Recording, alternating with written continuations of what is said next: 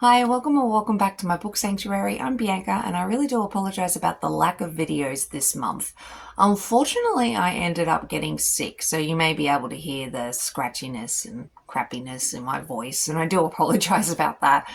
And unfortunately, I just wasn't motivated to read, and I ended up not finishing a heap of books, and I only ended up reading a few books, so I haven't really updated you this month. So I do apologize about that, but I did want to update you about the books I have ended up reading.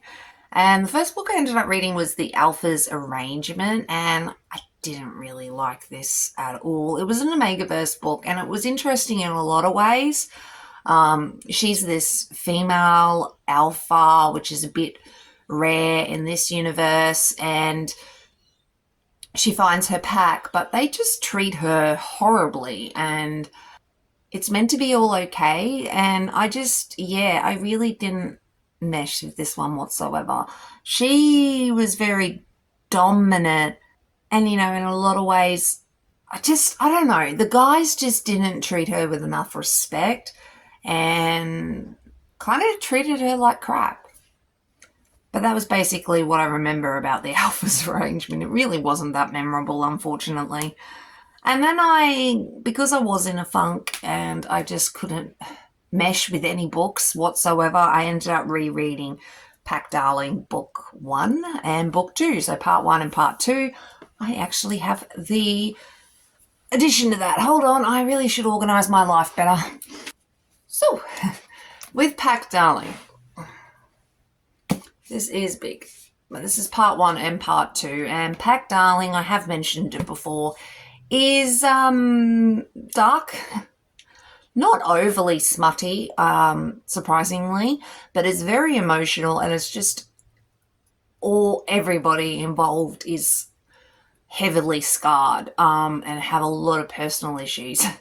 And it's Lila is the Omega, and she's sort of been property her whole life, and she just wants to be left alone, but then is basically given no choice to be paired up with the Wyvern pack, but the Wyvern pack already has a male Omega, and it's a whole thing. And every single one of them has an issue. Finn is just awesome, but he is deranged, and Jet's not far behind. Hunter is more stable of the group, but he still has some issues. Atlas is a mess. And Orion, he just doesn't know exactly how to be an Omega and what he wants, really. And he knows he wants Atlas, and that's about it. And there's a fated mate, scented match aspect with this as well. And, Lila realizes the guys are her scented match, but she's never perfumed before.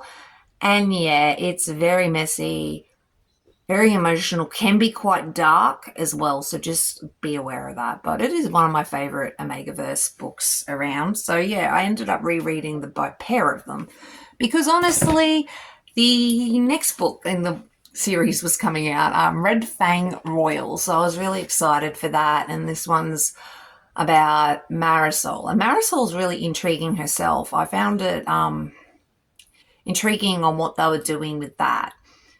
She was a something, Gamma.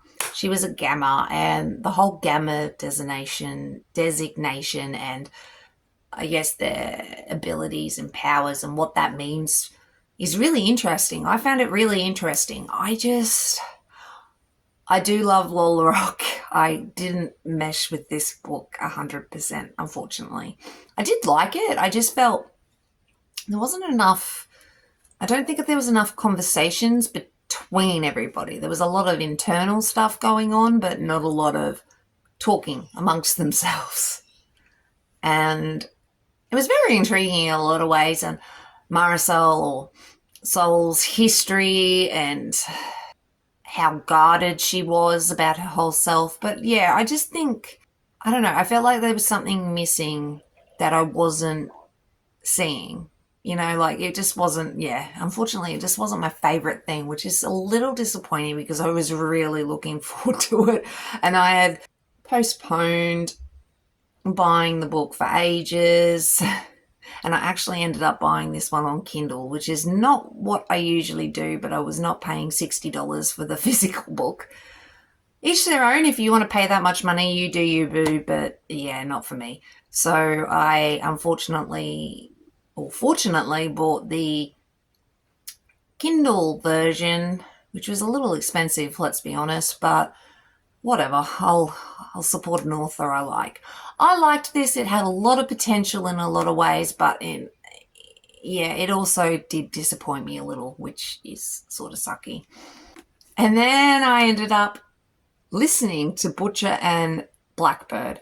So with this one, it was surprising. I actually downloaded the audiobook for this one, and I really, really recommend the audiobook. It was fantastic. It was a dual sort of situation. So the male narrator and the female narrator, were talking sort of at the same time. And it was just, I really, really loved it. Not to mention the narrator had this really sexy accent, so that helped, I think.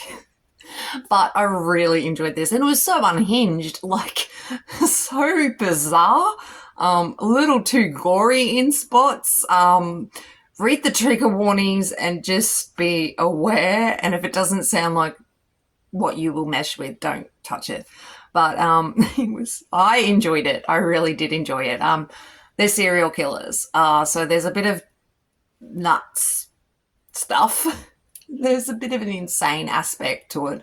But it's also a comedy. And yeah, I really, really enjoyed this, like, a lot. But Sloane is a bit guarded, and Rowan is sexy, but he's like the Boston Butcher or something, and she is someone who takes eyeballs. So yeah, it's insane. But I really enjoyed this. Rowan sort of saves her, and then they basically have a yearly competition, and who can get to this bad guy, I guess. In a lot of ways, the murdering is okay in this, I think, because they're kind of taking out bad guys and other serial killers. But yeah, I'm intrigued about the second book when that one comes out. I really like the cover, and I just thought it was so cute and funny. Then I ended up reading Notting Before Them. This was a really, really quick novella. It was like 95 pages, and it was an Omega verse. And Julia is this artist who's a bit of in a funk at the moment, and basically ends up in the guy's lap. And the alphas are lonely, and she's kind of this last Omega, but it sounds like in this universe the Omegas and alphas sort of stay a bit insular and don't hunt for their or alphas don't hunt for their Omegas outside of their communities. However, Julia is from a completely different community, or she doesn't really have a community. So yeah, that was intriguing. And it was just, look, it was really short. It was really sweet. It was a typical Omegaverse thing. And yeah, I liked it. Then I ended up reading the Wildwood series, actually. I ended up reading The Art of Avoiding Your Werewolf. And let's be honest, I picked this up because I really, really liked the cover, like, a lot. So I was like, sounds up my alley. Let's go check it out. I actually enjoyed this for the most part.